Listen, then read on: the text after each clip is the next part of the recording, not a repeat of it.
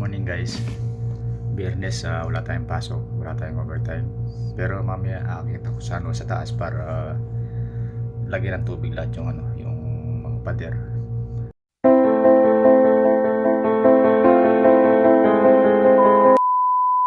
Kasi sobrang init. Para yung simento, maras siya matayot kaagad. Tsaka hindi siya magpupulpos yung mortar na inilagay ng mga hollow block. Kasi importante yun sa hollow block.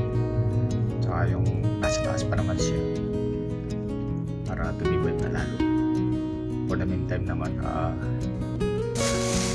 almusal, breakfast, paruta tsaka dal.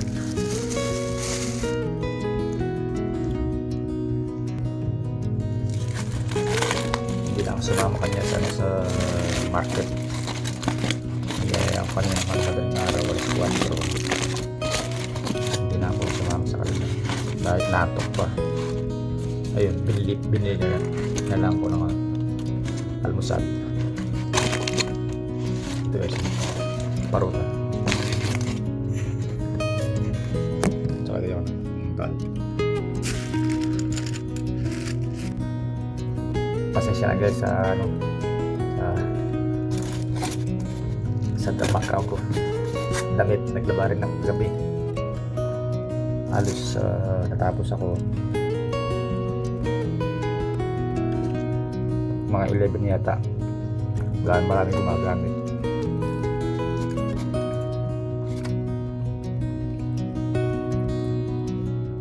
Kaya source ako gabi.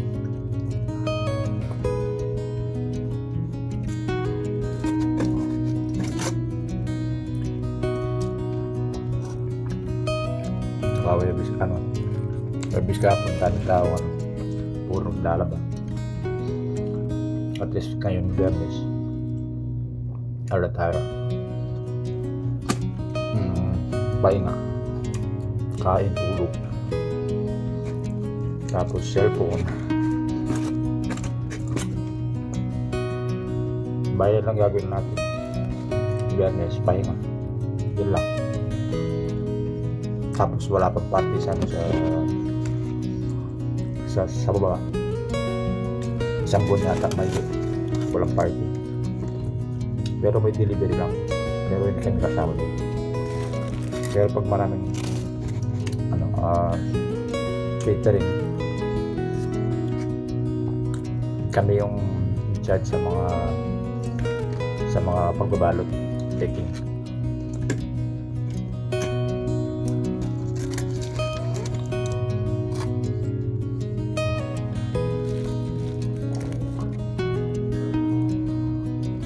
Pero pag walang party, wala kami tawag ng trabaho. Wala na pag Biyernes. Pahinga lang talaga. Pero pag may urgent na trabaho, doon kami pupunta sa baba. O kaya kahit ka namang maintenance, kailangan dapat gawin. Lalo sa restaurant.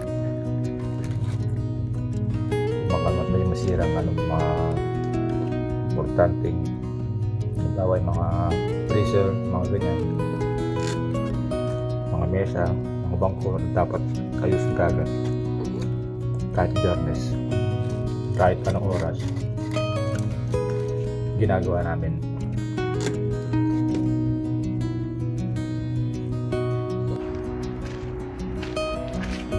Dito na ako sa taas guys, check ko lang yan. Ayan, may may cup na siya. May tubig na rin yan sa loob.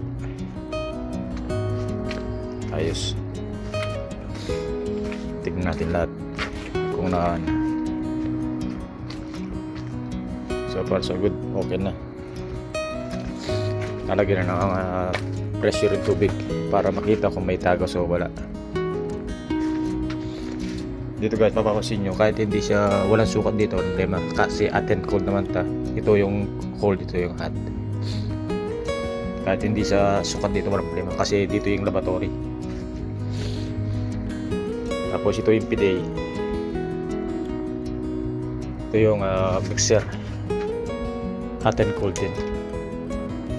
Ito suka yung to 15 cm gitna.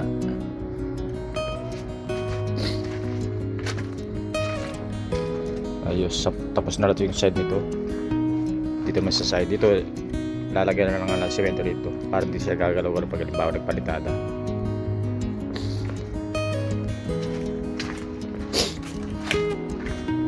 Pati yung linya ng ng tubo, pinacheck ko sa tubero maghapon. Pinapunta ko, sabi ko i-check mo yung kung may slope o wala.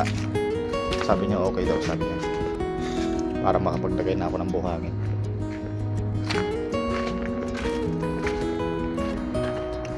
Bali guys, ito yung gagawin ko yun. Ito yung tubig na para babarilin ko yung tubig, yung yung hollow block. Kahit ito guys, hindi ko nalalagyan to kasi 2 araw na itong nalagyan na itong banda rito. Yung banda lang sa dulo, tsaka yung bago dun sa gilid.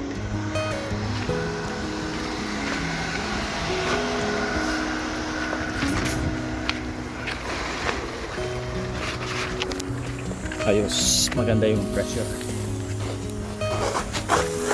para mabilis.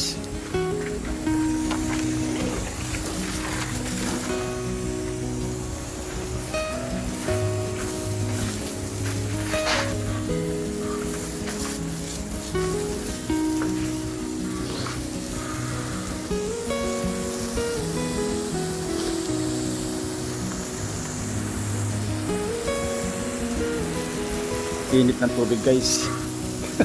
Hindi ko maawakan na maigi. Alas 8 pa lang ang pasado, mainit na.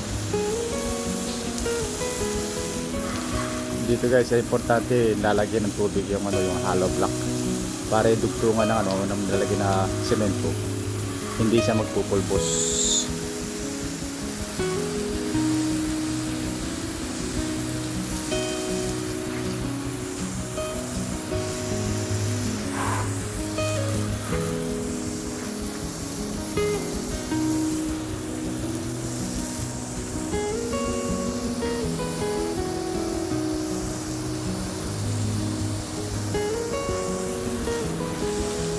Saka dito yung bawat poste may siya dito, may bakal siya. Kaya kahit wala masyadong bakal, wala naman talagang bakal dito sa sa Saudi. Yung bawat ng hollow block. Kung saan lang yung poste, yun lang may bakal.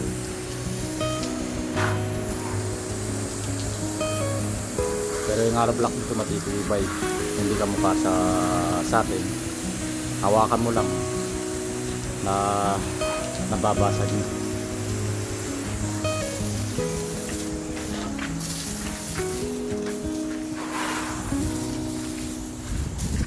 Para hindi sayang yung tubig, lagyan natin dito.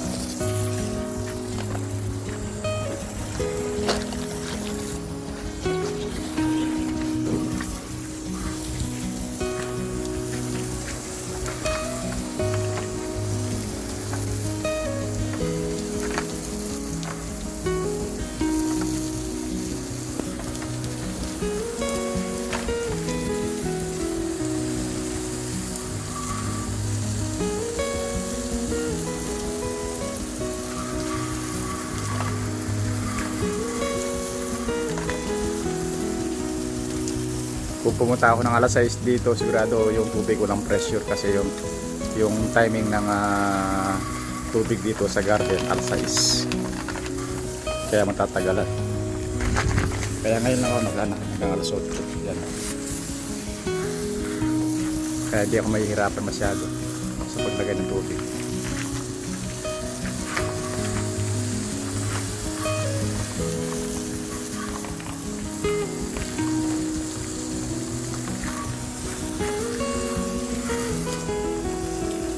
Tingnan nyo guys, tuyo kagad kahit ilang segundo lang sa sobrang tinit.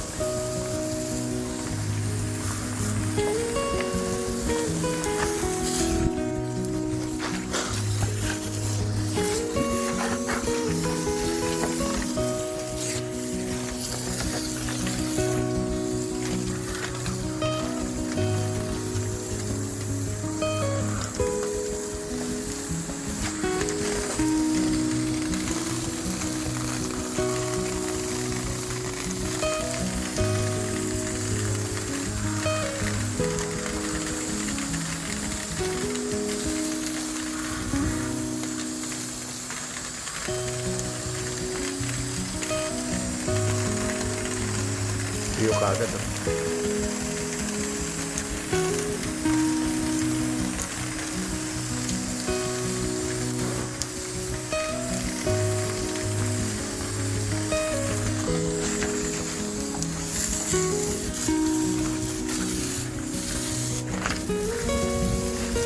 Konti na lang.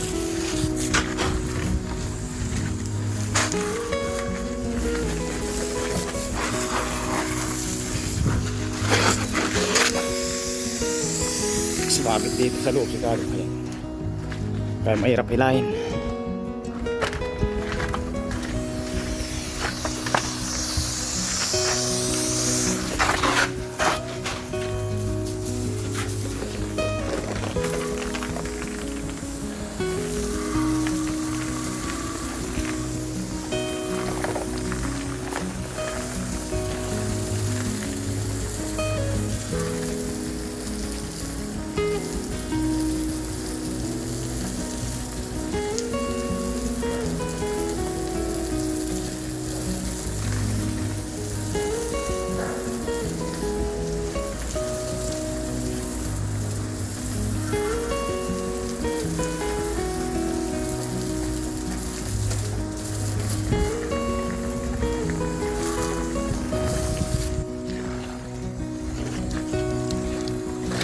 Dito na tayo sa kabila.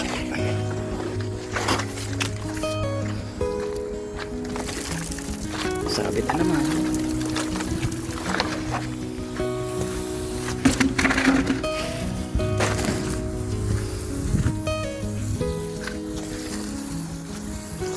Anin ko lang yun palit tayo kahapon para hindi magkapitak-pitak. Kahit ngayon umaga lang. Naputoy kagad yung semento.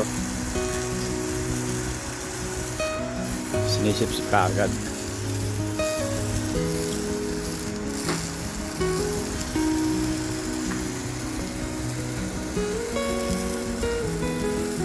Hindi ko nalalahatin kasi mga na palagi naman natitili ka ng tubig yan. Yung kwarto. Yung bago lang kahapon.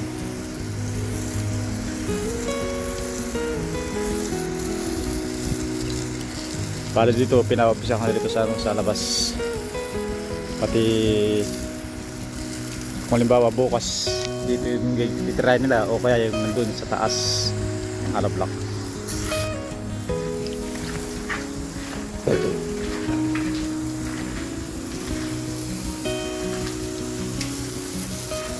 yung sinasabi ko guys. Pag halimbawa nailatag ko yung yung bubong, sigurado matutumi yan.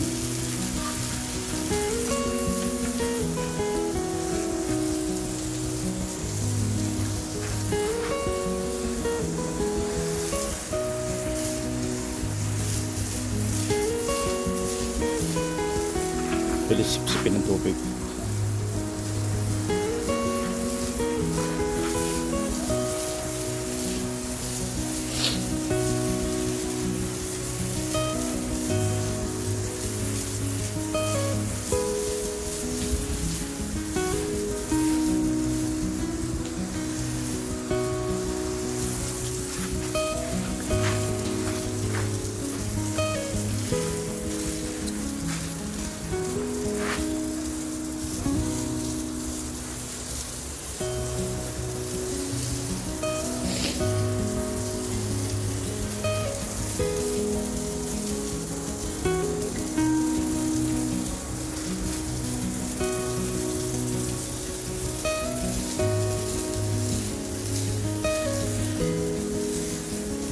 Ito guys, kahit sabihin ko man sa inyo, maniwala at sa hindi, pag araw ng Biyernes o kahit sumobra man tayo sa oras o kumulang, okay lang.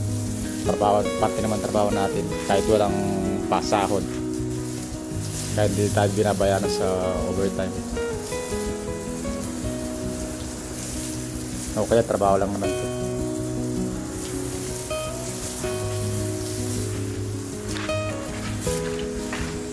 At least pag dumating yung isang buwan, sasahod din tayo.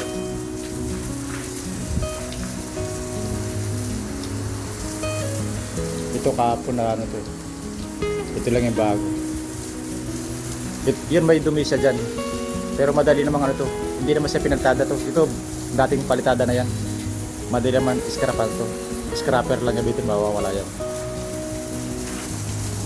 Ito lang yung ano tayo rito.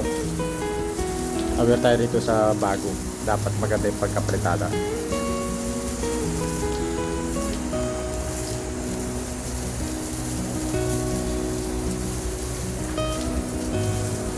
At least ito kahit hindi mo na i-skim coat, i-primer mo, tapos konting liha, diretso na palit pintura. Di ka mukha dito sa ano, Bagaspang, magpapati ka pa dyan, skim coat o ano bang tawag dyan. Ito diretso na lang, primer puti, tsaka kung anong gusto ng kulay, okay na, mas madaling gawin, madaling matapos kagad.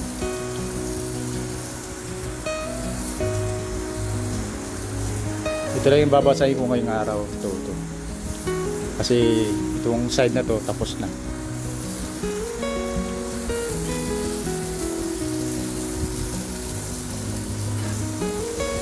Para sumipsi sila ng buhat yung tubig. Ito. Tignan mo, hindi man nahuhulog sa baba. Sinisip-sip kaagad yung tubig.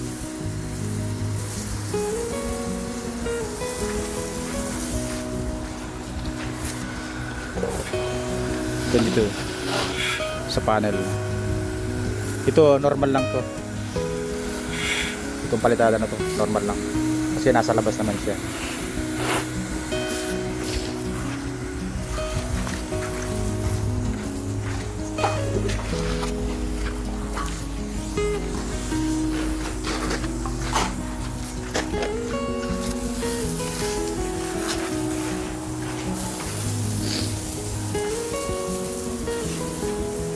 Ito dati na rin to. Tapos na rin to ng isang araw. Ito lang titirahin natin. Ito lang.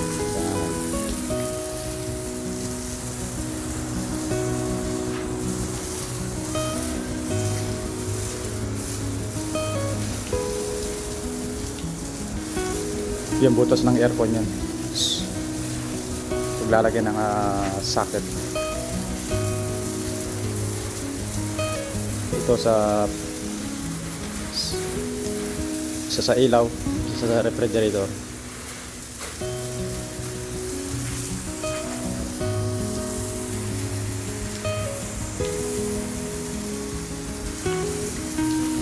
Ay, nangalay pa ako.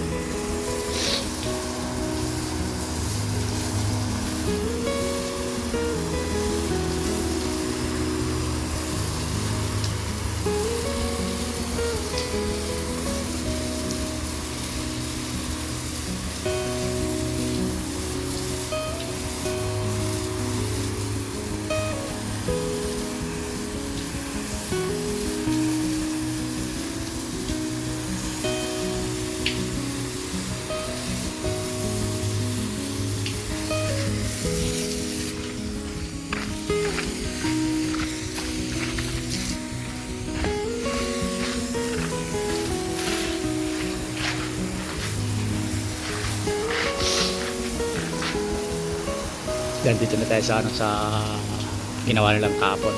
Ito yung nahuli kahapon. Ito yung naiwanan ng isang araw.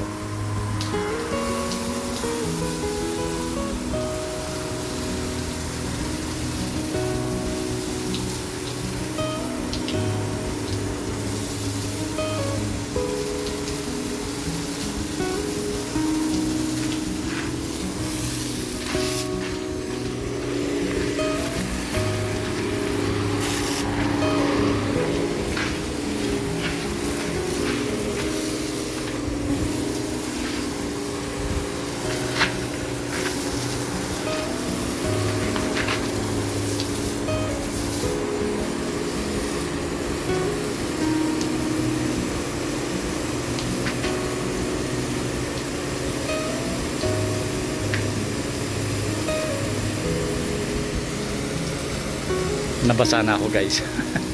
Mamaya papalitan ako ng damit.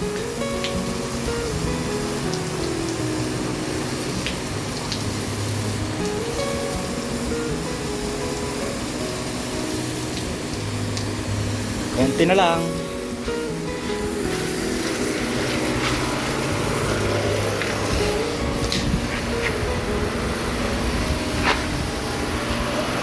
Akin natin konti.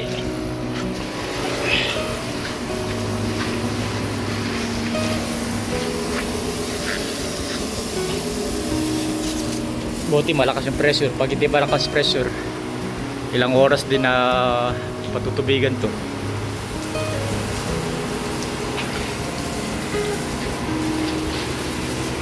Last na to guys.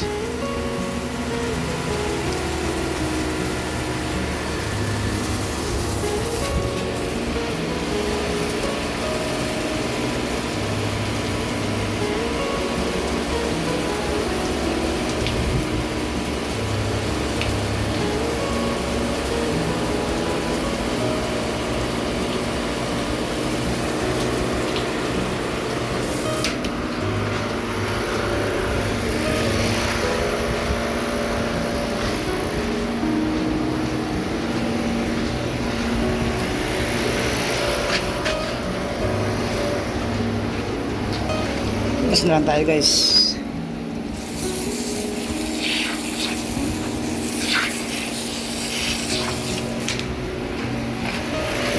Tapos na guys. Patay lang natin yung yung bulb para isara natin. Baka bumaado sa kwarto sa baba.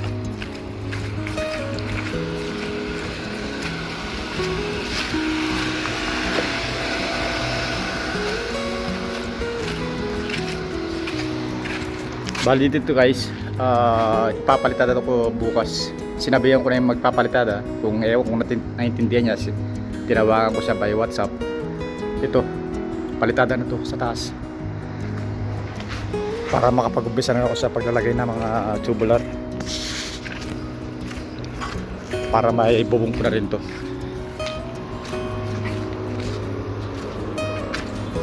Yung madali nang putulin yung mga dowels na yan. Sabay-sabay na.